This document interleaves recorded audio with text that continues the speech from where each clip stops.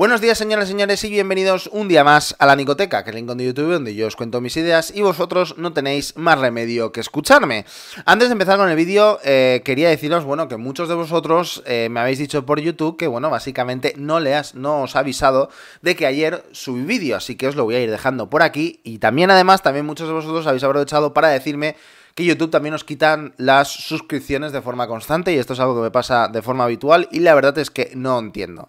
Como solución yo os propongo una cosa y es que activéis la campanita que está al lado de la suscripción y activéis todas las notificaciones de este canal. Así, cada vez que haga algo, pues YouTube al final, en teoría, os tiene que notificar. Y ya no solo, sino que también os identificará como suscriptores activos y por lo tanto dejará de quitaros esta suscripción. Espero. Y bueno, para aquellos que no estéis suscritos, no sé a qué demonios esperáis a no suscribiros. También os lo digo. Ahora sí, al lío, ¿vale? En el vídeo de hoy vamos a hablar sobre la ley de protección infantil que ha aprobado por parte de Pablo Iglesias. Una ley que os voy a ser bastante sincero. La gran mayoría de artículos y la gran mayoría o la gran parte de esta ley podríamos, la gran mayoría de nosotros estaremos absolutamente de acuerdo en casi todo porque son artículos de sentido común.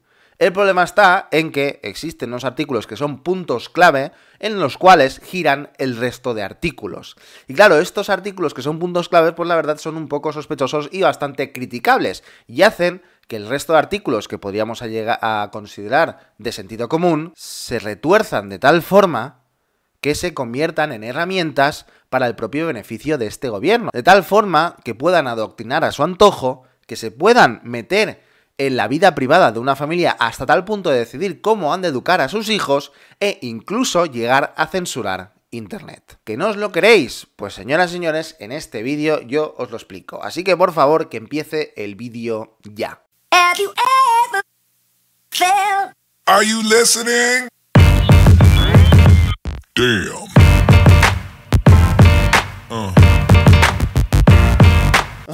Y ahora por lo visto Pablo Iglesias quiere proteger a los niños y a los adolescentes. Madre mía, como lo haga, como con los ancianos en las residencias, estamos de verdad muy apañados. Y por favor, aquel que me venga con, no, es que la competencia la tienen las comunidades autónomas, no Pablo Iglesias, que si Ayuso es una criminal, etcétera, etcétera. Recordarles, ¿vale?, que aquí tiene una carta donde el mismísimo Iván Redondo, jefe de gabinete del gobierno, reconoce que la competencia de las residencias está en el Ministerio de Sanidad.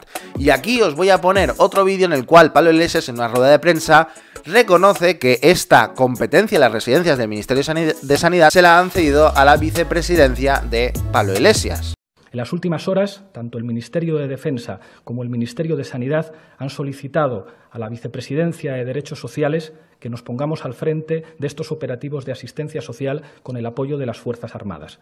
Asumimos esta tarea con el máximo compromiso. Y es que todo este tema que gira en torno a las residencias es un clarísimo ejemplo de esta campaña de desprestigio constante que está realizando este gobierno a todas las comunidades autónomas presididas por el Partido Popular, o bueno, en general la oposición. Porque es algo incomprensible, de verdad os lo digo, que machaquen de forma constante a Ayuso y compañía con el tema de las residencias, argumentando que su responsabilidad es de las comunidades autónomas, cuando no es así. Cuando acabamos de ver que Pablo Iglesias tiene la responsabilidad de las residencias. Y ojo, ¿vale? Aunque fuera responsabilidad de las comunidades autónomas, es incomprensible que se defiendan de esta forma y ataquen a Ayuso de forma constante y a Madrid. De verdad que es increíble, porque si nos fijamos en los datos, podemos ver que de entre las 10 comunidades autónomas donde las residencias han sido más afectadas, únicamente 3 de 10, repito, 3 de 10 están gobernadas por el Partido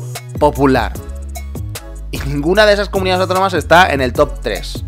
Así que elecciones las justas, Pablo Iglesias. De todas formas, también es curioso que Unidas Podemos se preocupe ahora por la protección de los niños y de los adolescentes, pero que luego se nieguen a investigar un caso de, esto de aquí, que no lo puedo mencionar, en el que, está incluso involucrado el propio gobierno. Y todo esto a cuenta de qué, a qué vendrá todo esto respecto a la ley que vamos a hablar o que quiero hablar de Pablo Iglesias. Bueno, aparte de que, me quería desfogar sobre todo este tema de las residencias, porque he visto mucho estúpido en Twitter y porque además esta misma mañana Pablo Iglesias ha vuelto a mentir en el Congreso de los Diputados y ayer mismo incluso llegó a llamar criminal a Ayuso. Aparte de esto, también quiero reflejar el modo de actuar de este gobierno, de Unidas Podemos y del Partido Socialista, esta forma constante de utilizar a las víctimas de cualquier tipo en su propio beneficio. Y claro, esta forma de actuar se perpetúa, además de una forma clarísima, en esta ley de protección de la infancia. Y es que, como ya he dicho antes, en esta ley, en rasgos generales, podríamos decir que está bastante bien y que tiene muchísimo sentido, pero,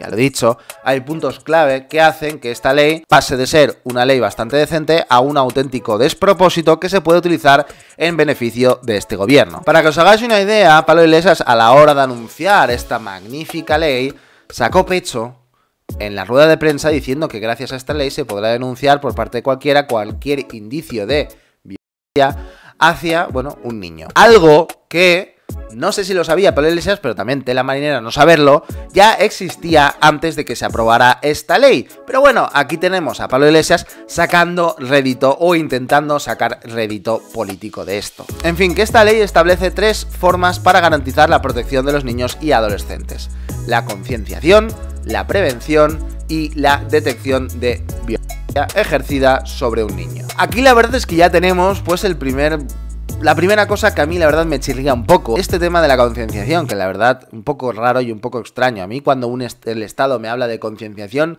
tiemblo. Esta concienciación, prevención y detención tienen la intención de aplicarse de forma general. Por ejemplo, ¿vale? Quieren concienciar a la sociedad de los derechos de los niños, cosa que la verdad es que me parece bastante correcto y bastante adecuado. Pero luego quieren promover el buen trato en todos los ámbitos de la vida de los niños, incluidos la formación en crianza y parentalidad y educación positiva, como dice en el artículo 21.3a de esta ley. Es decir, básicamente que serán ellos quien eduquen a nuestros hijos. Y vaya si lo intentan hacer, como veremos más adelante a lo largo de este vídeo. Además hay otro artículo que la verdad es que me tiene bastante desconcertado, el artículo 22, que hace referencia a la radicalización de los niños, ¿vale? Dice lo siguiente, ¿vale? Las administraciones públicas competentes adoptarán las medidas de prevención y protección necesarias para proteger a las personas menores de edad frente a los procesos de radicalización y adoctrinamiento que conducen a la violencia, así como para el tratamiento y asistencia de los mismos en los casos en que ésta llegue a producirse. La verdad, ¿qué quiere decir esto? O sea, ¿a qué se refieren con radicalización? Hay que tener en cuenta, ¿vale? Hay que recordarlo, que este gobierno considera a todo aquel que esté en su contra o todo aquel que vote a partidos de la oposición de ultraderecha o ultraderecha o ultra hiper mega derecha. Eso quiere decir, Pablo Iglesias, que si yo soy de Vox o del Partido Popular, por ejemplo, ¿me van a prohibir educar a mis hijos? Pero bueno, además de hablar de tomar medidas de forma general, también hablan de temas de aplicar estos métodos de una forma, bueno, en ámbitos más específicos, ¿no? Como por ejemplo en ámbitos que tienen que ver como el ámbito familiar, el ámbito de la educación y el ámbito de internet. Hay más, pero yo quiero destacar estos que son la verdad los que más me han chirriado. En el ámbito familiar quiero destacar el artículo 24.2 que dice lo siguiente: dentro de los planes de prevención previstos en el artículo 21, las administraciones públicas competentes deberán incluir como mínimo un diagnóstico de la situación de las familias residentes en el territorio de su competencia, que permita identificar sus necesidades para fijar los objetivos y medidas a aplicar. A ver, esto, o sea, quiere decir, porque es al menos lo que yo interpreto aquí, o lo que se puede llegar a interpretar, ¿van a estar constantemente vigilando o van a controlar a las familias para ver cómo educan a sus hijos o cómo están tratando a sus hijos? ¿Van a estar vigilándolos y monitorizando absolutamente todo lo que hagan las familias? Es lo que se puede llegar a interpretar con este artículo. Pero ojo, porque lo bestia viene con el artículo 24.3f. Que ojo, que quieren prohibir los castigos. Tela. Adoptar programas dirigidos a suprimir cualquier tipo de castigo como método de aprendizaje y conducta y erradicar el castigo habitual desproporcionado o con violencia física o psicológica en el ámbito familiar y la promoción de formas de disciplina positiva.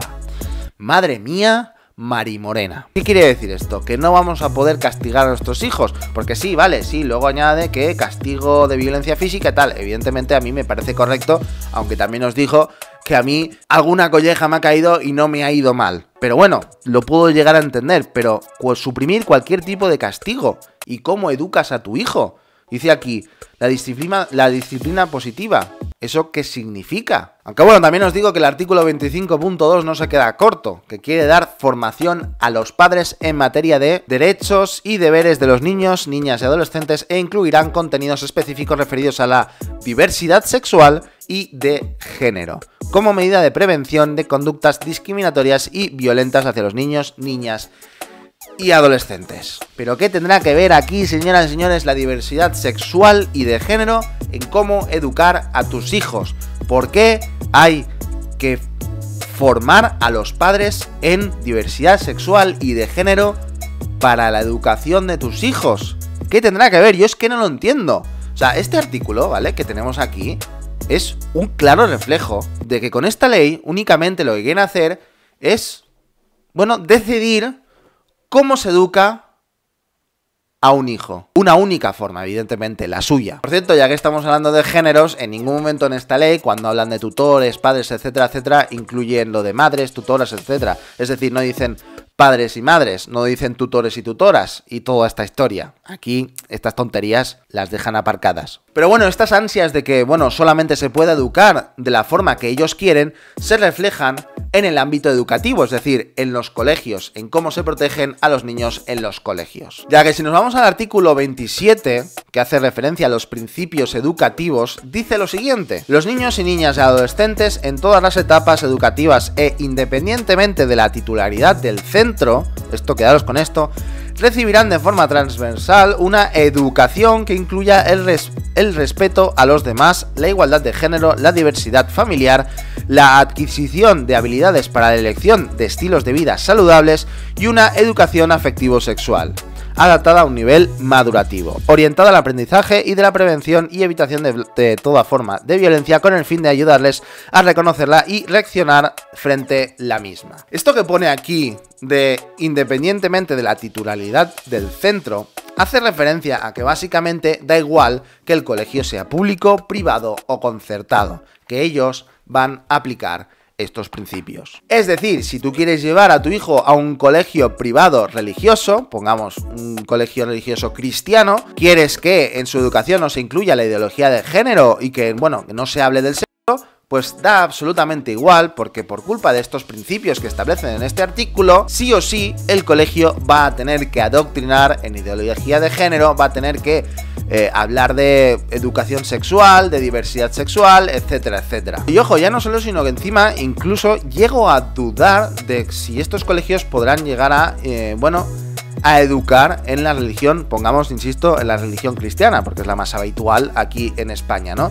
Porque, bueno, entre lo de la radicalización que decían antes, lo de que ahora poner aquí de estilos de vida saludables, etcétera, etcétera, teniendo en cuenta que cómo es este gobierno puede llegar a considerar la educación cristiana, por ejemplo, como radical y que no sea un estilo de vida saludable, ya que evidentemente no concuerdan con los valores de esta diversidad sexual que intenta promulgar y concienciar y adoctrinar, para que engañarnos, este gobierno con esta ley. Pero ojo, ¿vale? Porque si nos vamos al ámbito del internet es casi muchísimo peor, porque pretenden controlar el contenido que ven los niños o los adolescentes en internet, como dice en el artículo 43.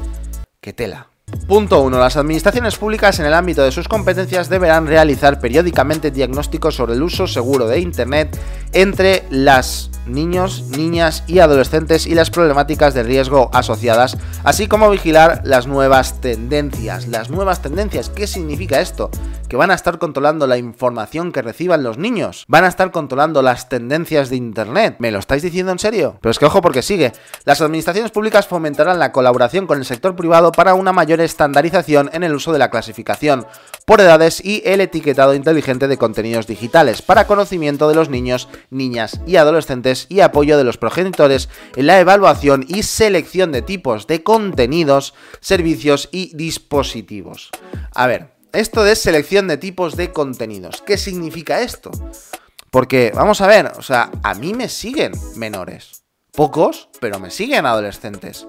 ¿Yo estaría dentro de esta selección de contenido? Pregunto.